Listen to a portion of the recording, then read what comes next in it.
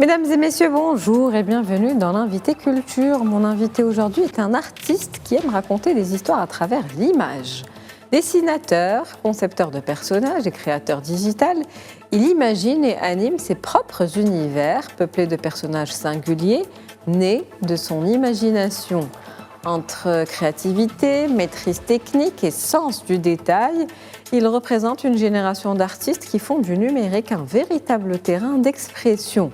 Son travail donc témoigne de cette nouvelle génération de créateurs qui réinventent les formes de narration visuelle et repoussent les frontières de la création artistique. Nous sommes heureux de vous accueillir, de découvrir votre parcours. Omar Drouish, bonjour. C'est un plaisir de vous avoir avec nous aujourd'hui dans l'invité culture. Bonjour, c'est un plaisir. Merci d'avoir accepté cette invitation. Alors, avant toute chose, parlez-nous un petit peu de votre parcours. Comment on se retrouve à dessiner, à créer des personnages en utilisant le digital? Voilà, on est artiste. En fait, mon parcours, il y a beaucoup de jeunes artistes qui ont passé par le même parcours. C'était juste... Le dessin était quelque chose que je faisais en école juste pour passer le temps. En classe, ça m'a causé assez de problèmes en lycée, parce que les profs n'aiment pas que tu dessines dans leurs cours. Mais à force de le faire, à un moment, j'ai trouvé que j'étais assez adepte à le faire. Donc j'ai essayé de poursuivre ça plus en choisissant l'architecture. J'ai fait l'École nationale de Rabat pendant 2-3 ans. Mais j'ai trouvé que ce n'était pas pour moi, en fait. C'était adjacent à ce que je voulais faire, mais pas exactement, parce que j'étais déjà, à l'époque, passionné par le jeu vidéo, par les personnages, par la fiction, tout ce qui était dans ce domaine. Donc j'ai convaincu mes parents qui étaient très encourageants. Ils m'ont beaucoup soutenu dans ma passion. Donc j'ai pu passer une année blanche juste à peaufiner mes compétences et à travailler sur mes techniques de dessin. Et j'ai fini par postuler à une école de concept art pour les jeux vidéo à Montréal. Et j'ai eu beaucoup de chance d'être admis. Donc j'y ai passé 2 ans après ça, à me former avec des artistes seniors le domaine jeux vidéo qui est très, très, très poussé à Montréal. Il y a beaucoup de jeux vidéo iconiques qui ont été développés là-bas. Donc voilà, j'y ai passé 2 ans et après mes études, j'ai pu trouver un job comme concept artiste pour une boîte en Arabie Saoudite. Donc c'était complètement distanciel, donc j'ai pu revenir chez moi pour continuer ma carrière à distance d'ici. Vous êtes donc 100% professionnalisé aujourd'hui en tant que dessinateur, en tant que créateur. Vous créez des personnages de jeux vidéo principalement. Quand est-ce que cette découverte ou cet amour pour le dessin a commencé? Je ne dirais pas que j'ai découvert autant que j'avais juste réalisé que je l'avais depuis beaucoup d'années. C'était plus un réflexe ou quelque chose que... Naturel. Inconscient, oui. Juste, je dessinais en plein cours, je faisais attention, mais c'était juste que mes mains bougeaient sans que j'aie conscience de ça. Juste, j'écoutais le prof et je dessinais, je le faisais tout le temps. Et à un moment, vers la fin du lycée, au début de l'architecture, j'ai réalisé qu'en fait, je peux faire ça pendant des heures, ça me stresse pas. Quand tu aimes ce que tu fais, tu n'as pas besoin de... Le travail, c'est beaucoup plus facile. Donc, je me suis dit que peut-être qu'il y a une carrière, que je peux juste passer à dessiner. Et j'ai fait quelques recherches et effectivement, j'ai trouvé exactement ce que je voulais faire. Donc là, on a en tout cas des images, des dessins de vous qui sont en train de défiler, des personnages que vous avez créés. Qu'est-ce qui vous interpelle particulièrement dans la création de personnages, justement? Je dirais surtout, c'est l'histoire qu'ils racontent. Parce que dès que j'étais très jeune, la majorité de mon inspiration, voire même quelques valeurs de ma vie, étaient tirées de fiction. C'était des histoires fantastiques, d'héros, de méchants. On apprend beaucoup de choses dessus, comme la bonté, la générosité, le courage, beaucoup de valeurs qui m'ont inspiré même maintenant, comme adulte. Et c'est vrai que ça a l'air un peu enfantin de le dire, mais c'est vrai. Donc, ce que j'essaie de communiquer dans mon dessin et ce qui m'inspire le plus, c'est quelle histoire je peux raconter avec le personnage que je crée. Ça peut être une bonne histoire, une mauvaise histoire, un méchant. L'important, c'est que ce soit humain et authentique et que ça attire les gens et crée un peu de curiosité et d'inspiration. Est-ce que vous avez besoin d'un narratif quand vous êtes en train de créer un personnage? Est-ce que vous avez en tête ce narratif? Pour créer un bon personnage intéressant, oui. Je pense que la majorité du temps, parfois même, j'écris avant de le dessiner, juste pour me faire une petite histoire dans ma tête, parce que ça informe beaucoup les décisions du dessin. Et concrètement, dans la démarche artistique, comment on fait pour créer un personnage? Parce que c'est des identités, c'est une personne qui... on dessine ses émotions, elle est singulière, comme je le disais tout à l'heure dans l'introduction. Donc comment on fait quel réservoir créatif doit-on avoir pour pouvoir en créer autant? Je parle pas temps d'un réservoir, c'est surtout après l'inspiration de l'idée originale, la première étape, c'est de faire de la recherche. Donc déjà, par exemple, j'ai une idée, je veux créer un personnage marocain traditionnel, comme le petit gamin là dans l'image. Déjà, avant de commencer à dessiner, je dois d'abord m'informer et me débarrasser de tous les idées, les préjudices que j'ai déjà sur le concept ou sur les idées. Je dois m'inspirer de quelque chose qui existe vraiment. Donc c'est beaucoup de recherche, surtout d'images. Beaucoup de lectures aussi. Beaucoup de lectures. En tant que Marocain, j'ai eu un peu de chance parce que je connais déjà un peu la culture que je ciblais. Mais par exemple, dans ce personnage qui était d'origine chinoise, j'avais quelques amis de Chinois que je rencontrais en école, donc je leur ai beaucoup parlé pour essayer de comprendre plus leur culture, d'essayer de comprendre quel type d'éléments visuels peuvent communiquer leur idée de mon personnage. Donc c'est important pour l'expression des émotions aussi, j'imagine, et même les expressions du visage. Oui, j'ai beaucoup de références d'expressions de personnages, par exemple, célèbres en Chine, où je leur montre... parce que les gens de différentes cultures expriment leurs émotions différemment. Et ce n'est pas les mêmes expressions de visage exactement. Il y a beaucoup de subtilités. Donc c'est surtout de la recherche d'abord. Et quand j'ai bien fait mes recherches et que j'ai tout cadré, donc après je peux commencer à faire des croquis, je pense commencer à faire de l'art. Donc tout personnage naît d'abord de beaucoup de recherches, d'un travail de fond qui est tout de même très important. Oui, bien sûr. Avant de pouvoir, si on veut, le matérialiser, et cela dans un contexte narratif d'une histoire que vous avez en tête. Oui. Mais quand vous commencez, tout de même, les premiers coups de crayon, j'ai envie de dire, même si c'est digital, mais c'est la même logique. Oui, mais c'est le même geste. Est-ce que vous avez une idée de là où vous allez, où ce personnage prend vie au fur et à mesure que vous travaillez dessus Je pense que ça dépend de l'artiste. Il y a beaucoup d'artistes qui sont très analytiques, cadrés, ils ont une destination qu'ils veulent chercher et ils sont beaucoup plus réfléchis dans leur processus. Mais moi, j'aime beaucoup juste commencer et voir où le dessin m'emporte. Donc c'est beaucoup plus au fur et à mesure que je dessine, je vois ce qui se matérialise devant moi et je continue dans une direction. Presque des caractères qui prennent vie, des personnages qui prennent vie eux-mêmes à travers votre crayon. Oui, exactement. Est-ce qu'il y a un personnage que vous avez déjà dessiné qui vous ressemble ou est-ce que vous êtes déjà inspiré de vous? Plusieurs fois, pour être honnête. Je pense que c'est difficile de ne pas tirer de soi-même quand on crée un personnage. Je dirais surtout que chaque personnage manifeste en une façon un des aspects de ma personnalité, que je le veuille ou non. Mais il y a quelques personnages que j'ai créés qui sont très, très, très similaire à moi et c'était délibéré, c'était intentionné. Je dirais peut-être, je ne sais pas s'il est ici, mais il y avait un personnage en violet, c'était un méchant.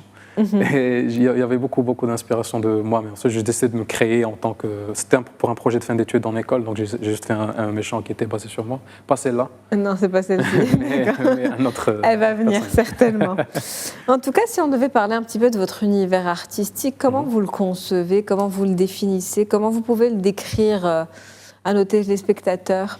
Univers, je pense que c'est dur à définir parce que je me considère pas dans un univers artistique particulier. Défini. Exactement. Je pense que c'est surtout chaque projet que je commence, chaque personnage que je veux créer rentre dans son propre univers à lui-même.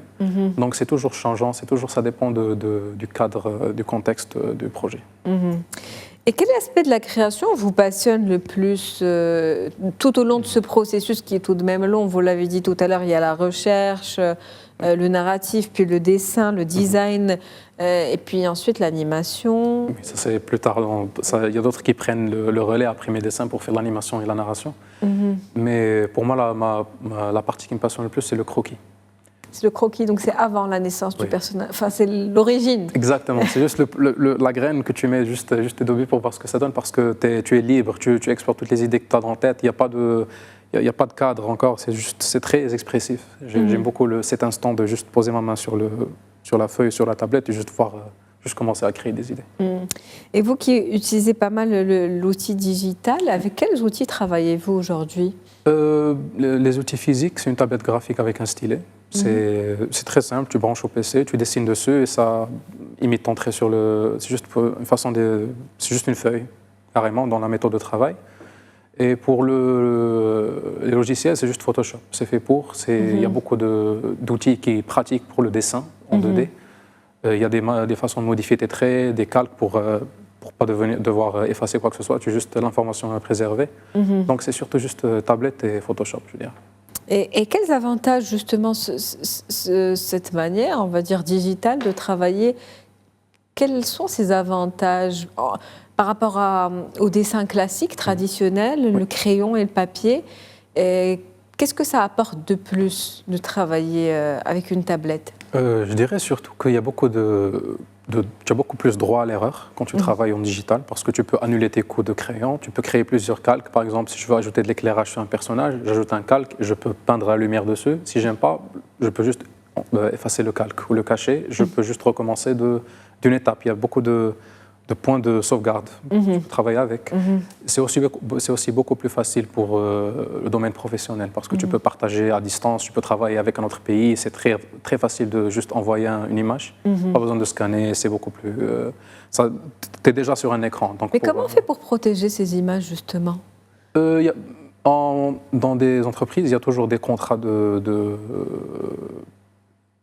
NDAs, c'est juste privé. Tu ne peux pas partager, tu as des droits d'auteur pour ton image à l'intérieur de l'entreprise. Donc, tu peux pas partager, ils ne peuvent pas partager ton travail, tu ne peux pas partager ton non plus, parce que ça appartient à vous deux. Sinon, en dehors de domaine professionnel pour le jeu vidéo, c'est un art que tu crées pour toi-même, et l'art, c'est fait pour partager. Donc le but, c'est pas un problème. Plus de gens voient le dessin, mieux c'est. Ça peut en inspirer d'autres et inspirer d'autres personnages, justement. Exact. Et quel équilibre y a-t-il entre aspect technique détaillé et émotion aussi des personnages? Technique et émotion, en vrai, je pense que je suis un peu plus traditionnel en termes de dessin. J'apprécie beaucoup la technique. En dessinant des personnages, c'est beaucoup d'anatomie, de perspective, de trucs qui sont un peu beaucoup plus concrets et techniques. Donc je trouve que c'est pas que la technique prime sur l'émotion, c'est juste que l'émotion pour moi, je suis ému quand je vois du dessin qui est très bien exécuté. Pour moi, les deux sont imbriqués l'un dans l'autre. Donc, je dirais les deux, mais la technique doit être un véhicule pour l'émotion. C'est pas juste l'émotion pure, abstraite, sans technique pour la concrétiser. Et c'est ça qui fait la force justement de cette créativité, de cette singularité de chaque créateur. Finalement, si on devait comparer ça à des outils d'intelligence artificielle qui peuvent aussi créer des personnages, mais qui n'auront pas la même technicité peut-être ou la même émotion. Oui, je pense surtout que même si l'IA est devenue très technique de nos jours, je pense qu'il y a un vide émotionnel que beaucoup d'artistes ressentent et beaucoup de jeunes aussi. Je pense que la majorité des gens de ma génération, et même plus âgés aussi, peuvent discerner à un moment si l'image a été créée par l'IA ou pas. Il y a un vide derrière l'image que je n'arrive pas à décrire, mais que les humains, je pense, peuvent le discerner. Il y avait beaucoup d'études dessus aussi. Par exemple, il y a beaucoup de publicités qui ont été détectées par les jeunes en contenant de l'IA, donc ils étaient un peu moins rentables. Ils ont fait des tests dessus. C'est très intéressant. Parce que chaque créateur, c'est une parcelle de lui. Quand il crée un dessin, un personnage, il laisse une empreinte. Et ça, une machine ne peut pas le faire, pour le moment en tout cas. Elle peut imiter le résultat, mais je pense que le processus, c'est ce qui fait la beauté du dessin. Qu'aimeriez-vous justement que le public retienne de votre travail? Juste une curiosité. Je veux qu'ils voient les personnages, ils veulent savoir plus sur le personnage, ou ils veulent essayer de créer leur propre... Je veux que ça intrigue et ça invite la personne qui voit le dessin à juste essayer de savoir plus ou de dessiner eux-mêmes leur propre personnage, juste créer.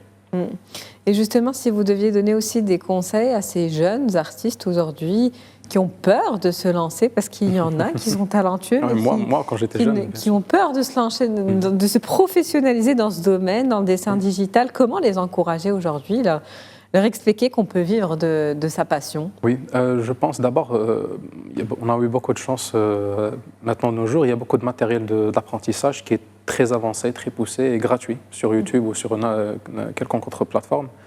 Donc, pour acquérir les compétences, il y a des façons faciles de le faire.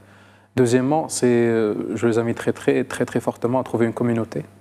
Parce qu'il y a beaucoup de groupes, même ici au Maroc, il y a beaucoup de groupes d'artistes digitaux qui s'encouragent les uns les autres, qui font des challenges, qui se poussent à s'améliorer et qui ont aussi des connexions avec d'autres personnes de l'industrie qui sont Moi, par exemple, je suis dans un groupe, il y a beaucoup d'autres professionnels dans le groupe et beaucoup d'amateurs et de débutants et on se parle et on se pousse les uns les autres. Donc, c'est aussi du networking en une façon. Donc, et surtout ne pas se faire décourager par l'IA parce que je pense qu'il y a toujours de la place pour l'art. L'IA, c'est pratique, ça peut remplacer l'argent ou le temps, mais ça ne peut jamais remplacer une passion qu'on veut faire dans la vie. Merci à vous, Omar Derouiche. C'est la fin de cet entretien. C'est un plaisir de vous avoir comme invité aujourd'hui, de découvrir votre art et on vous encourage à continuer pour la suite de vos projets. On espère que vous allez vivre plein de succès. Merci beaucoup, Marie. C'était un plaisir. C'est la fin d'Invité Culture pour aujourd'hui. Très bonne journée.